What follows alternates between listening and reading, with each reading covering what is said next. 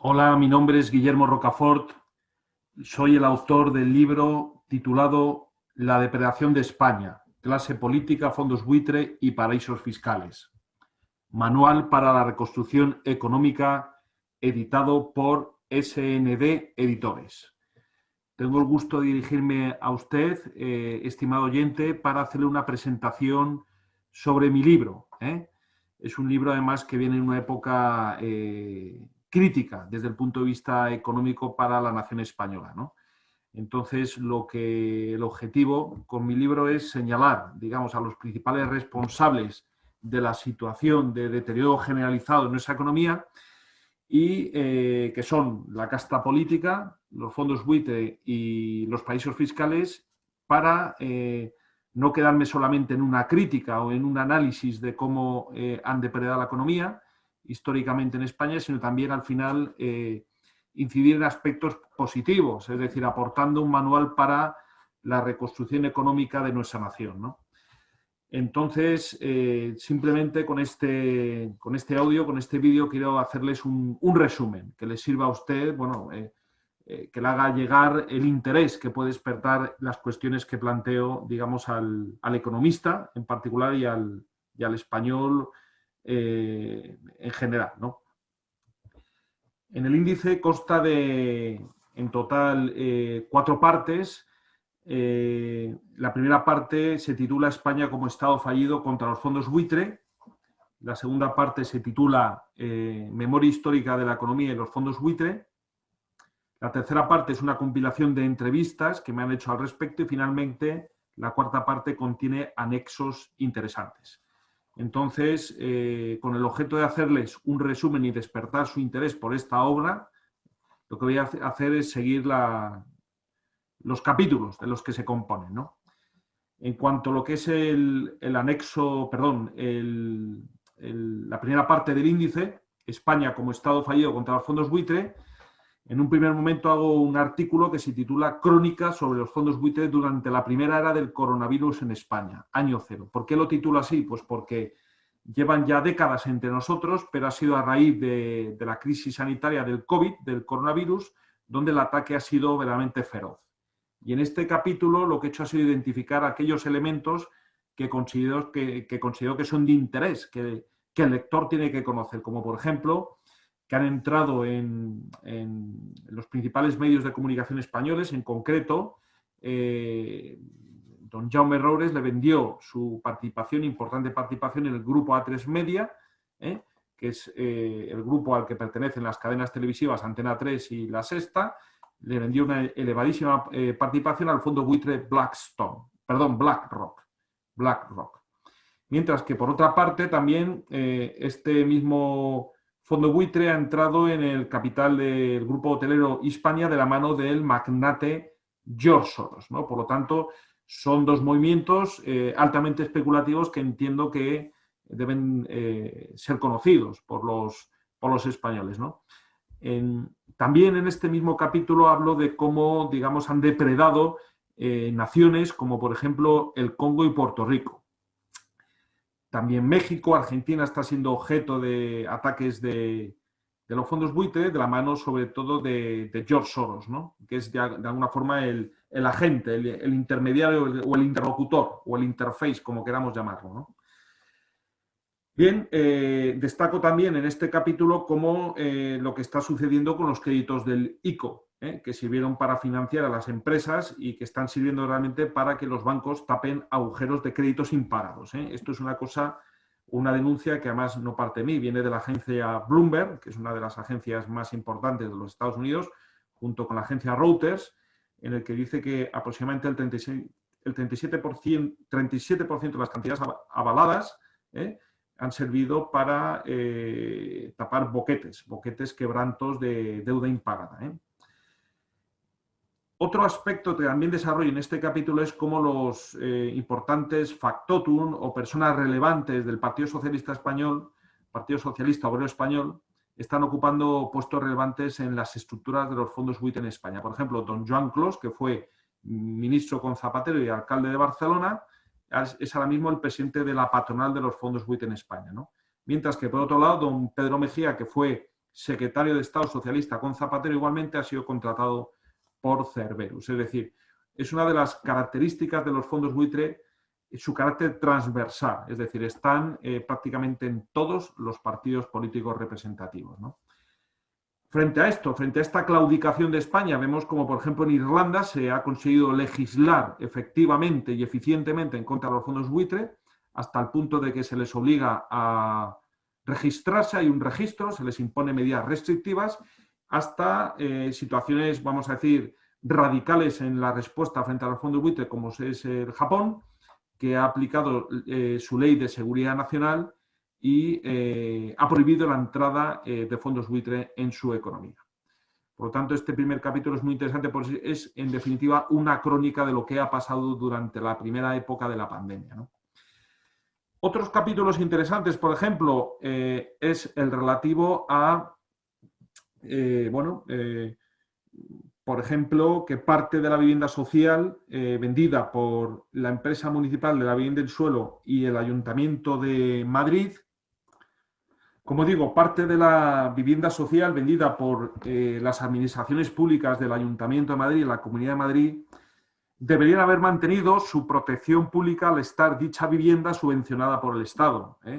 Bueno, aquí tenemos dos casos paradigmáticos de venta de miles de viviendas sociales a fondos buitre en las cuales los inquilinos han sido completamente desprotegidos en sus derechos sociales, ¿no? Otro capítulo muy actual es una reciente sentencia, además en plena pandemia, del Tribunal Supremo, que interpreta de forma restrictiva el derecho del retrato crediticio en favor de los fondos buitre y en perjuicio de los españoles. Esto es un artículo además que publicó en la revista Confilegal, donde hacía pues una crítica técnica, jurídica, de esa sentencia que es muy favorecedora del afán especulativo de los fondos buitre y en contra de los derechos de los españoles, ¿no? Es un artículo técnico, pero yo creo que es de interés, ¿no? Por otro lado, también analizo los aspectos financieros que llaman la atención en determinados partidos políticos, como por ejemplo Vox y por ejemplo Podemos. En concreto me refiero a hechos fácticos que son indudables, como son la sede de Vox, que pertenece a una sociedad instrumental que está domiciliada en Luxemburgo, lo cual es bastante sospechoso y entronca con esas dinámicas de los fondos buitre. Es una cosa que lamento decir porque simpatizo con muchas de las ideas de Vox, pero es algo que ese partido tarde o temprano tendrá que aclarar y solucionar, ¿no? Si quiere ser realmente una alternativa patriótica desde un punto de vista de la economía, ¿no? Y luego también otro aspecto que desarrollo es el de la hipoteca de Pablo Iglesias e Irene Montero, ¿no? Y los vínculos que yo encuentro que puede haber o habrá en el futuro con los fondos buitre, ¿no?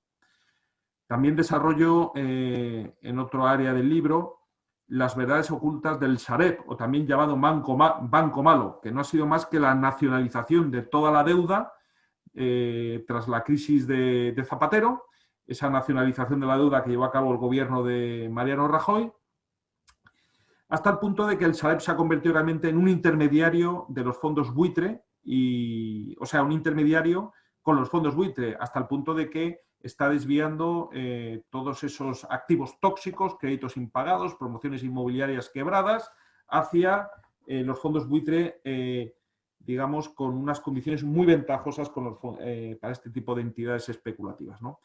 Por cierto, todo ese entramado del Banco Malo está avalado por el Estado, de tal manera que hay una ingente deuda pública que pende sobre nosotros, porque es más que probable que en el 2027 el Sareb no sea capaz de devolver toda la deuda privada que financió su macrooperación, deuda privada que yo entiendo que está en manos de los fondos buitre, ¿no? Por lo tanto, ahí hay un grave problema financiero en el medio-largo plazo, ¿no?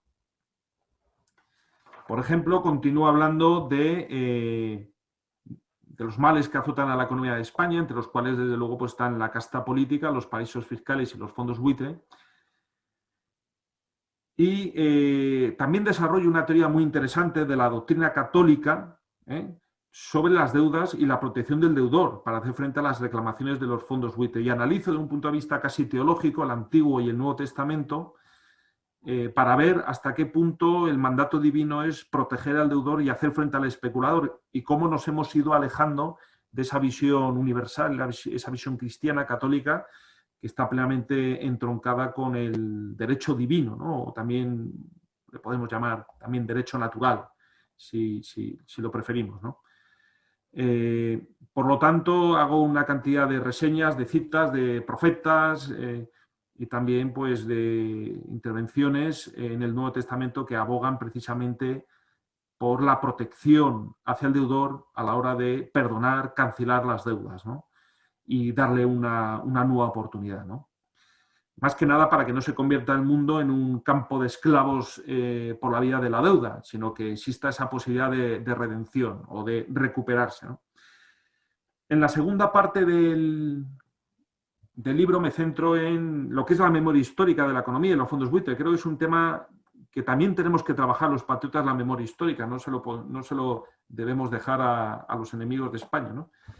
Y, por ejemplo, tengo un artículo muy técnico que se titula El papel de los fondos buitre en los ciclos crediticios de economía en recesión, aportes para un análisis bajo la escuela austriaca. Bueno, este artículo tiene tanto interés que está además en los fondos bibliográficos de la Universidad de Harvard, que es la más importante del mundo, ¿no?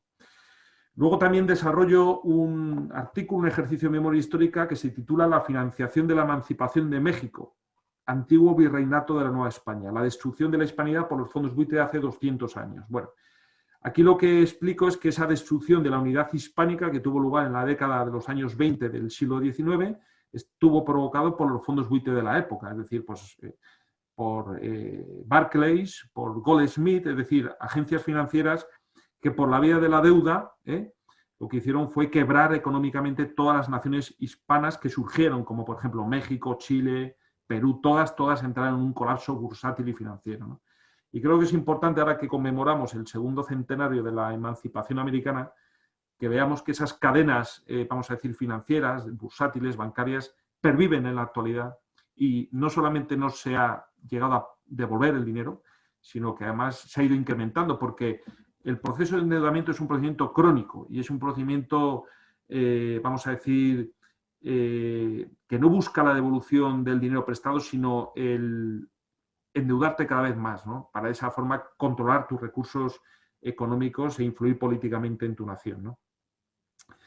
Luego, por ejemplo, hablo también de otro capítulo interesante, la falta de transparencia del patrimonio de la ex alcaldesa comunista de Madrid, doña Manuela Carmena, o cómo los dirigentes de la izquierda española, la izquierda al caviar, engañan a sus votantes. Llama la atención cómo pues, fue el partido más votado, Más Madrid, en las últimas elecciones municipales, no salió por un solo concejal, pero la realidad es que su alcaldesa, exalcaldesa y excandidata, pues tenía un patrimonio de aproximadamente €500,000, que la ley obligaba a identificar su origen y su materialización, y otra serie de circunstancias, y cómo se ha negado sistemáticamente, hasta el punto de que he ganado 2 sentencias judiciales, pero el Ayuntamiento de Madrid sigue sin, ahora mismo con un gobierno de derechas, sin dar trámite a esa petición de información, ¿no? Lo cual da una medida de que ese ocultamiento o esa opacidad es completamente transversal de todas las fuerzas políticas, ¿no?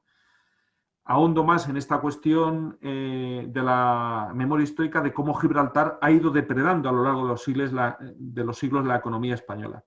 También destaco cómo las SICAPs, las sociedades de inversión de capital variable, que es donde los grandes patrimonios tienen escondidos sus fortunas millonarias, cómo fueron una creación y un protectorado del PSOE, el Partido Socialista Obrero Español, siempre la izquierda traicionando al trabajador, siempre la izquierda favoreciendo a los millonarios y protegiendo sus inversiones. Esto es una constante histórica que pervive hasta el momento presente con el gobierno socialcomunista, que muchos decían que iban a meterles mano a los grandes patrimonios, pero todo es un postureo en las redes sociales, ¿no?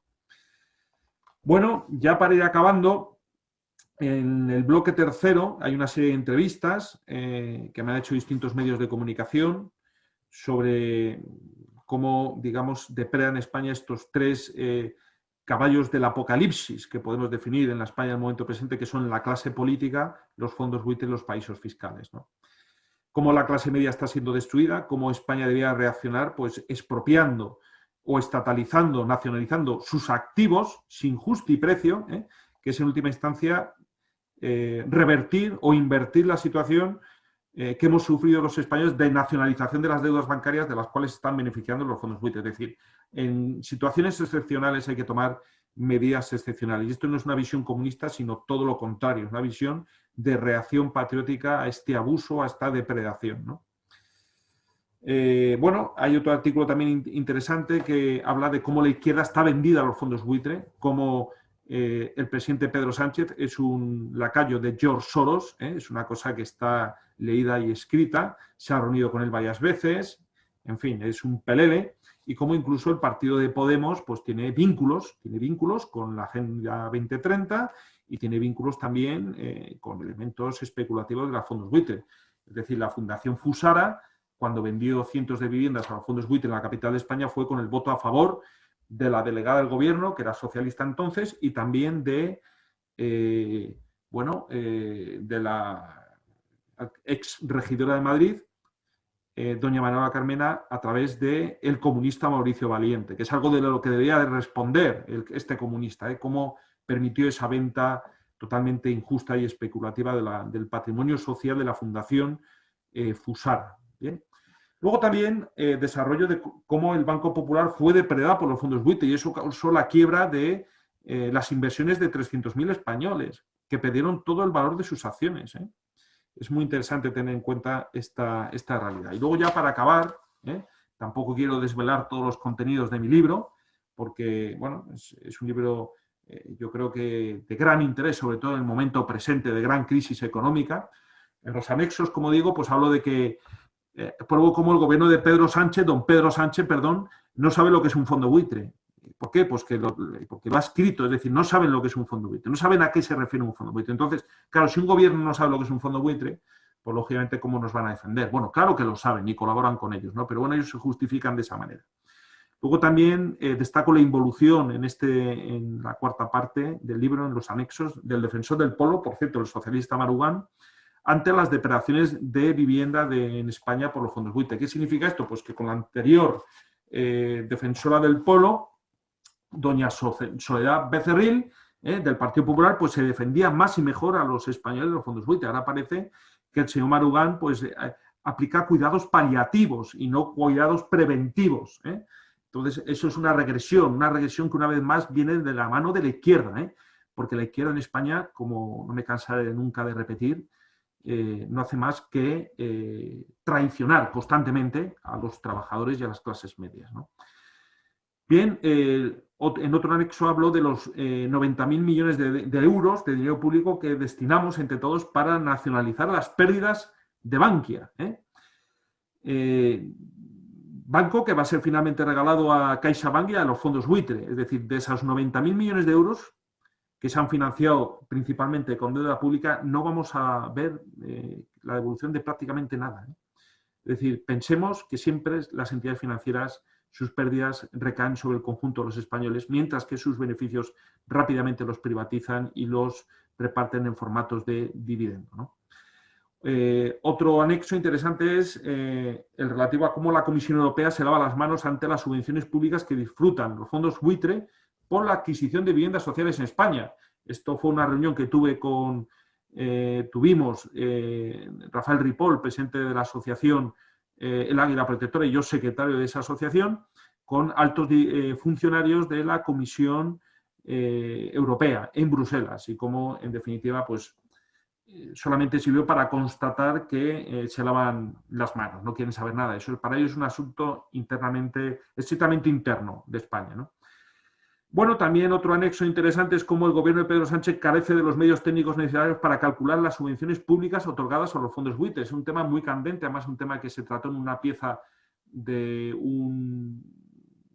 que se emitió en un telediario de fin de semana en Telecinco, donde realmente, por ejemplo, Fidere recibió, creo que fueron 7 millones de euros de subvenciones públicas del Estado para adquirir vivienda social, Es decir, o sea, se convierten en caseros de los españoles que son arrendatarios de viviendas sociales para posteriormente desahuciarles. Es decir, vemos aquí cómo el Estado o las administraciones públicas financian los desahucios de los españoles. Y en concreto el gobierno de Pedro Sánchez, ante una pregunta que se le realizó en base a la ley de transparencia, pues respondió que carece de medios técnicos para calcular es el montante total de esas subvenciones, cosa que es verdaderamente desconcertante y descorazonador para cualquier izquierdista que tenga verdaderamente un sentido social de la justicia, ¿no?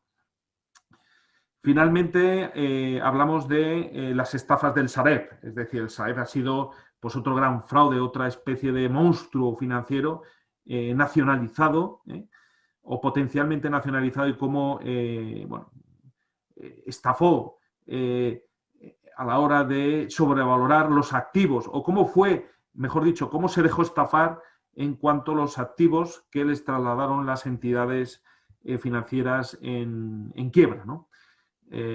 Bueno, pues esto... y ya para acabar, una cosa casi hasta trágica, ¿no? y casi cómica, como una de estas grandes operaciones que llevadas a cabo por las entidades financieras españolas hacia los fondos buitre, esas cesiones, tuvo el premio internacional al pelotazo de los fondos buitre sobre sus activos. Todo esto lo acredito en este libro, por lo tanto es un libro bastante extenso, bastante comprometido, muy documentado, muy trabajado. Aquí hay varios años de mi vida centrado en este tema y desde luego yo creo que servirá para que el lector tenga una visión global de cómo han depredado nuestra nación, pero también por otro lado, y esto ya se lo dejo al lector, vea o profundice en esas propuestas que realizo para la necesaria reconstrucción económica de la nación. Ese manual para la reconstrucción económica que está inserto en este libro es por lo menos un canto a la esperanza, un canto a de que es un proceso de descomposición que se puede revertir y poder España tener otra vez una economía soberana, como la tiene el Japón y otras naciones del mundo, como la tiene Rusia, como la tiene Brasil, por ejemplo. Una economía pues pujante, una economía sólida, una economía bien financiada y una economía responsable. Pero para eso, lógicamente, tenemos que acabar o amortizar, mejor dicho, estos tres grandes jinetes del apocalipsis, que son la clase política española, los fondos buitre y los paraísos fiscales. Muchísimas gracias.